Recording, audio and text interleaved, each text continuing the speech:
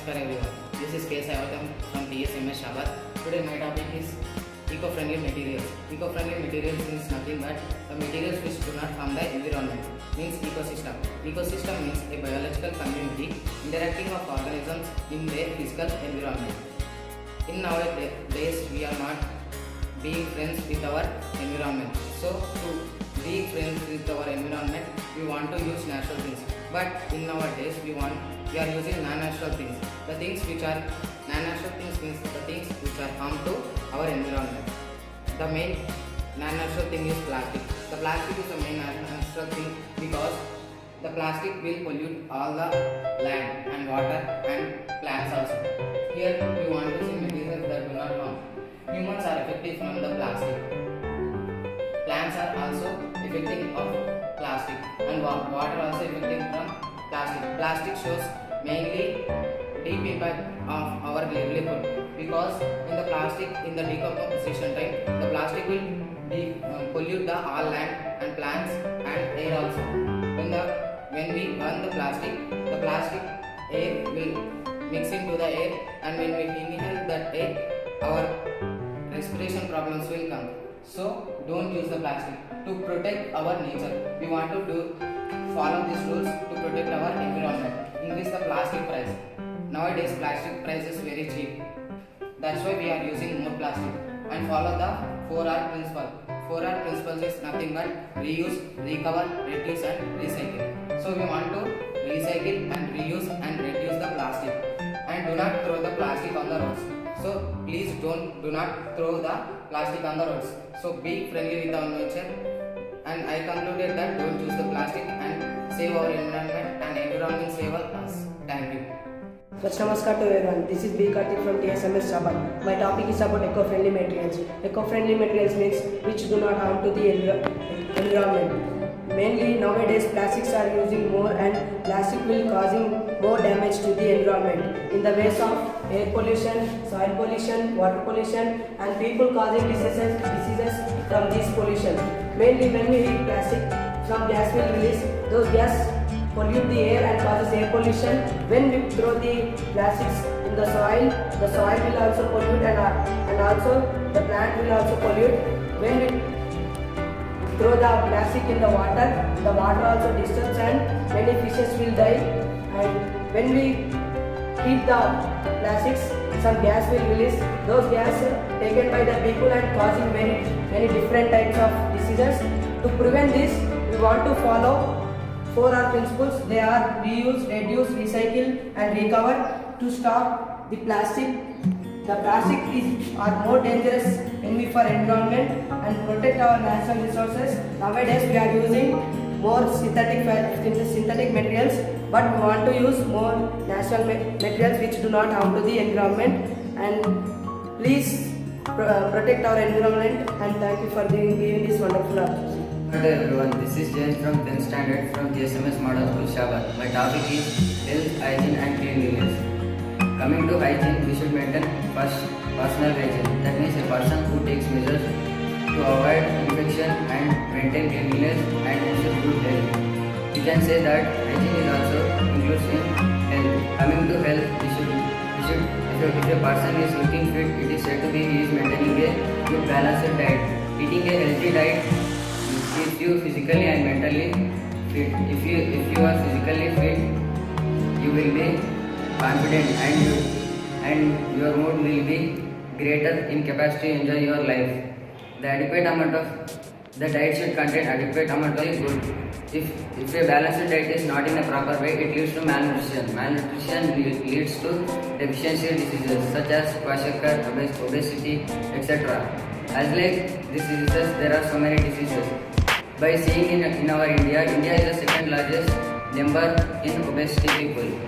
After China, 14.4 lakh people is facing with obesity. As like these diseases, there are so many diseases is faced by our Indians. To protect from these diseases, we should maintain balanced diet. Hello to everyone, this is B. Sharanteja from TSMS Shabad from 10th standard. My topic is historical development. In this topic, the subtopic is the historical development of community health nursing. The community health nursing is divided into three parts, that is before independence health and after independence health. Before independence health there is divided into two parts, that is Elite period and British period, who was ruled the 200 years to the India, and the Elite period is divided into three parts, that is Vedic, post-Vedic and Mughal period.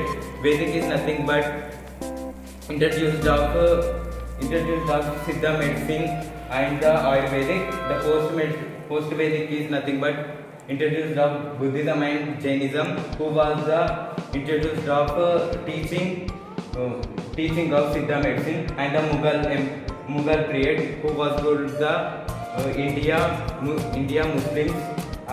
He were told that only their medicines want to be used in the India. No one should be used the Indian medicine. And after independence, it is divided into the post-Indian period, which is after independence. It was introduced the WHO, which was World Health Hello Organization. everyone, my name is A. Rajesh. I am from 9th class TSMS Model School Shabad. And today I am saying about historical development. Nowadays people are forgetting about culture. People are attracted to foreign culture, and India is valued about traditions and cultures. These people are not saying teaching about culture and tradition for their children, so they are forgetting their culture and traditions. And in our present generation, people do not like cultural dances like Bharatanatyam and Kuchipudi. All the people did not know the values of these dances, and they are not saying the values of these dances. The people should be spread the values of these importance of dances. And in the old temples, the people are not repairing the old temples, and the people should be repair these old temples like a careful, and they spread the information about these temples.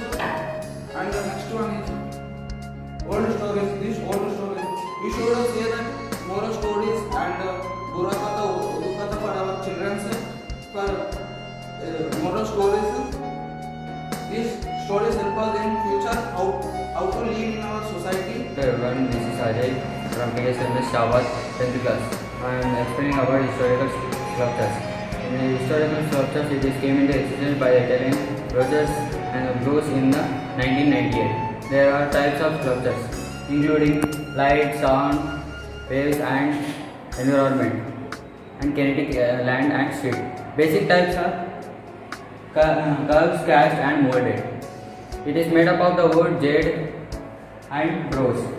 There is some of the temples in our India, which is very largest temple. It is Srirangapura temple in the Tamil Nadu, and the Jain temple in the Madhya Pradesh. It is under the UNESCO committee, and it is very important to the sculptures. There is many sculptures of the goddesses and the gods.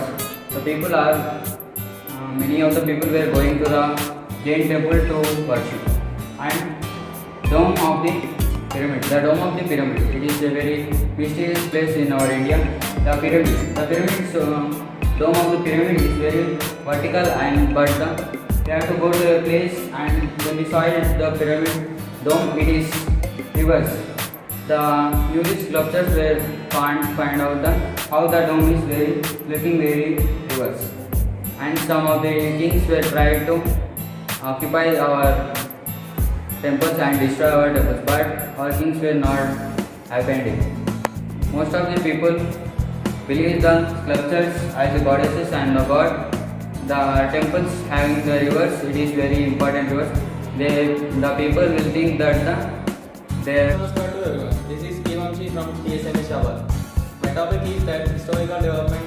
First of all, I want to say about what is historical development. In the discipline of history, historical development primarily refers to the change in the folding of history. In this, I say about two aspects, that are historical monuments and Indian culture and tradition. In the historical monuments in our past, old building teach us about the history that happened before we born, and promotes the respect for those who lived in different times and different societies. The historical monuments are: one is Taj Mahal it is in Agra, and the Red Fort, it is in Delhi, Hava Mahal, and Khajuraho Temple, and the Gateway of India is in Mumbai. And architectural monuments continue to spread our past and heritage, making us unique in the world. And the second aspect is that culture and tradition.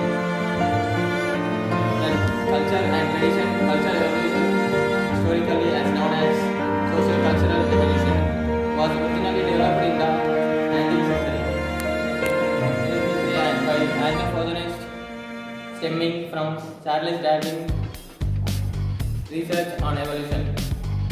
Now Indian people are using Western culture and tradition, and those are belongs to Western countries. They are trying to follow the Indian culture and tradition. Finally, I want to say that we are not makers of history. We are made by history, and anybody can make history. Only a great person can write it as per world.